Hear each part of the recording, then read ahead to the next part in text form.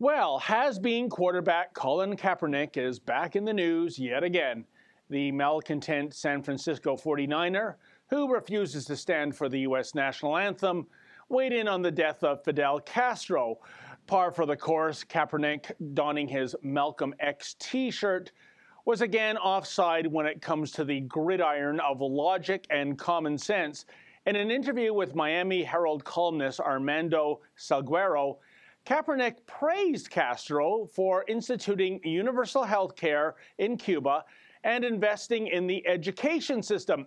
So in other words, folks, Castro, via the school system, educated Cubans so that they were able to realize how miserable their lives are. And then, thanks to universal health care, he extended the lives of Cubans so they could live in misery for a longer period of time. Fantastic.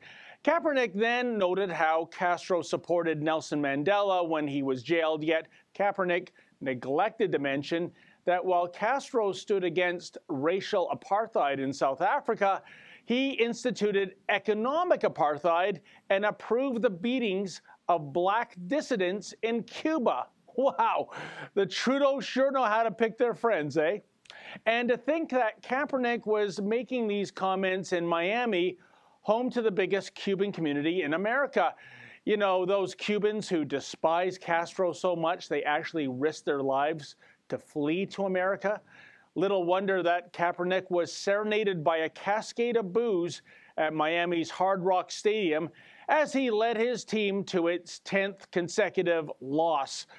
But the irony here is profound. If Kaeperneck was a Cuban who refused to stand for the Cuban national anthem and criticized the Castro regime for its policies, Kaeperneck wouldn't be on a football field, he'd be in jail. Naturally, only Kaeperneck is blind to this fact. Now, don't get me wrong, as a free speech champion, I think Kaeperneck has the right to disrespect the U.S. national anthem. That's how freedom of speech works. You must tolerate the most odious elements of such discourse. But riddle me this, folks. Who mourns for Garrett Sparks? Sparks is a 23-year-old goaltender in the Toronto Maple Leafs farm system. He was recently suspended for violating team policy. His crime? He apparently used inappropriate language on social media. TSN reports that Sparks is an administrator of a Facebook goalie group.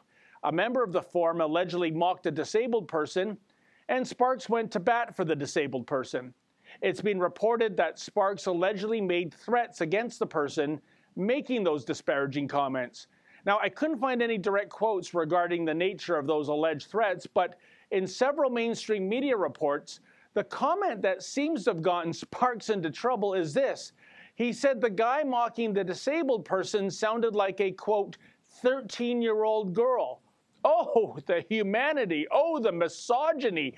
Thank God the Toronto Maple Leafs, yes, that same organization that allegedly turned a blind eye to a pedophile ring operating out of Maple Leaf Gardens several years ago, sent Sparks packing. Oh, by the way, it should be noted that Sparks, unlike Kaeperneck, has a winning record in 4 appearances this season with the Toronto Marlies. Sparks has 3 wins and 1 loss and a stellar 2.02 goals against average. So I guess when it comes to pro sports, Vince Lombardi was wrong. Winning isn't the only thing. Well, not if an athlete makes a sexist comment on the internet. Bottom line, can you say double standard? Hey, where the hell is the ref when you need him? For the Rebel.media, I'm David the Menzoid Menzies. Like what you just saw? Then help build the Rebel by visiting thebigplan.ca.